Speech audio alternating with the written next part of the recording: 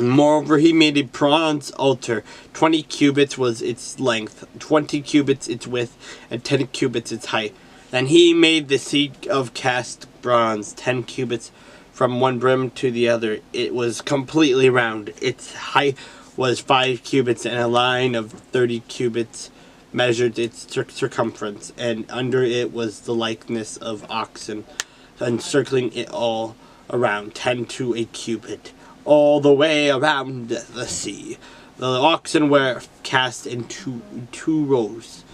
When it was cast, it stood by 12 oxen, 3 looking toward the north, 3 looking toward the west, 3 looking toward the south, and 3 looking toward the east. The sea was set upon them, and all their back parts pointed inward. It was a handbreadth thick, and its brim was shaped like the brim of a cup. Like a lily blossom, it contained 3,000 baths.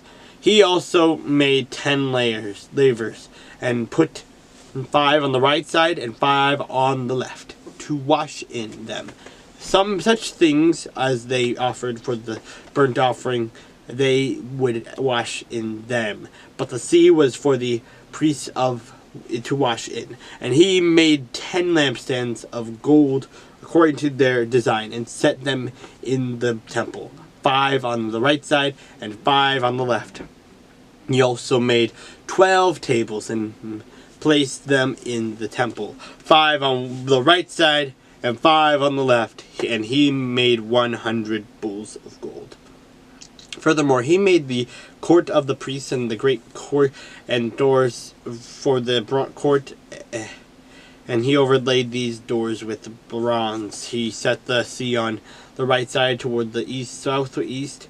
Then Hiram made the pots and the shovels and the bowls. So Hiram finished doing the work that he was to do for King Solomon, for the house of God.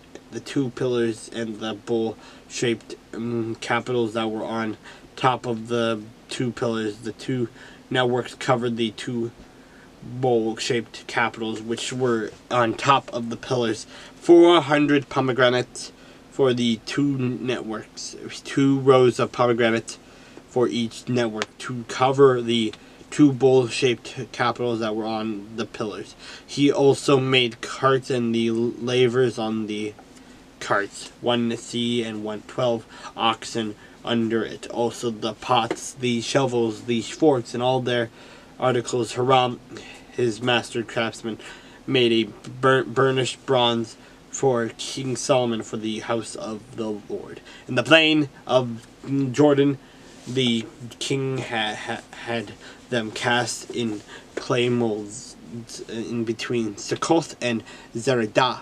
And Solomon had all these articles made in such great abundance, and the great weight of the bronze was not determined. Thus Solomon had all the furnishings made for the house of God, the altar of gold, and the tables on which all was the showbread.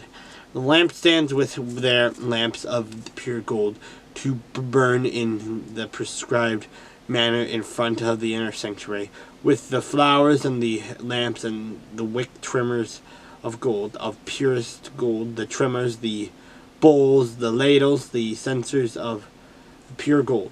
As for the entry of the sanctuary, its inner doors of the most holy place and the doors of the main hall of the temple were gold.